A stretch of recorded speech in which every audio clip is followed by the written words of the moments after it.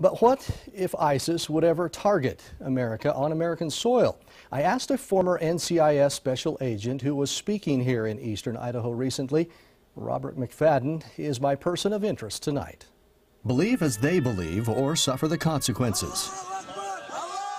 ISIS aims to create a caliphate centered in the Middle East, one Islamic state governed by one supreme religion. The U.S. and allies have formed a coalition to defend against ISIS.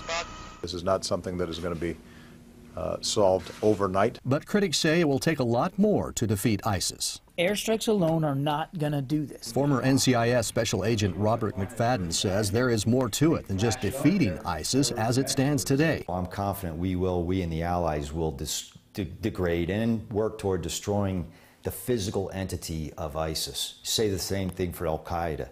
But you know what endures is the ideology that's still out there and the conditions that are the incubators for that ideology. McFadden spent 30 years in counterintelligence for the U.S. government and the last 3.5 in the private sector. He has seen the same ideology in ISIS before, from Al-Qaeda. The perception of ISIS being more violent is largely accurate, but their tactics are different. Where there is a big difference, though, Al-Qaeda never was, and up to this point, a terrorist organization that endeavored to seize territory, hold on to territory, and govern, whereas ISIS has been the opposite. McFadden says Al-Qaeda remains the major transnational terrorist threat, but I asked him about the possibility of ISIS coming to America. ISIS a threat here in the homeland? On any given day, it's a threat that can't be ruled out. Is ISIS considering our porous border?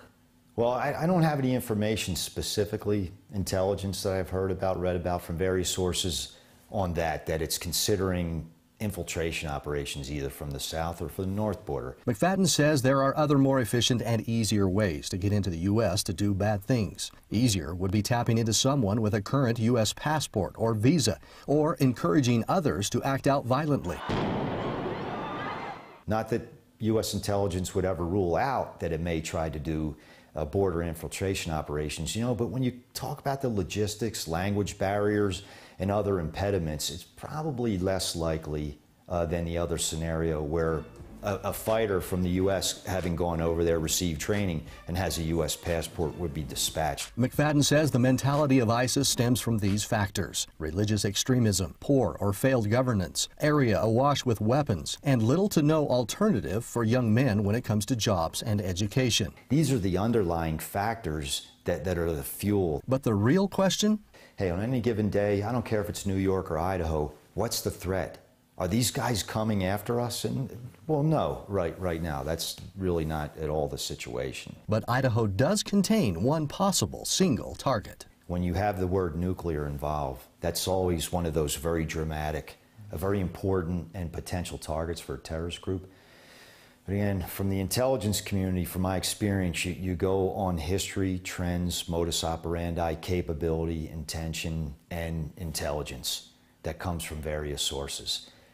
What we know about Al-Qaeda as the international terrorist group and those that think like Al-Qaeda is very dramatic, high-density population areas, and targets of symbolic value. Whether it's going after the Pentagon, the World Trade Center, other great landmarks in America, and also because they want to sow maximum fear, aviation continues to be one of Al-Qaeda's target. So that would tend to mitigate by degree going after a target like a nuclear facility in the heartland of the country. McFadden was here in eastern Idaho recently speaking to employees at the Idaho National Laboratory, also the Idaho Falls Rotary Club, and political science students at BYU, Idaho.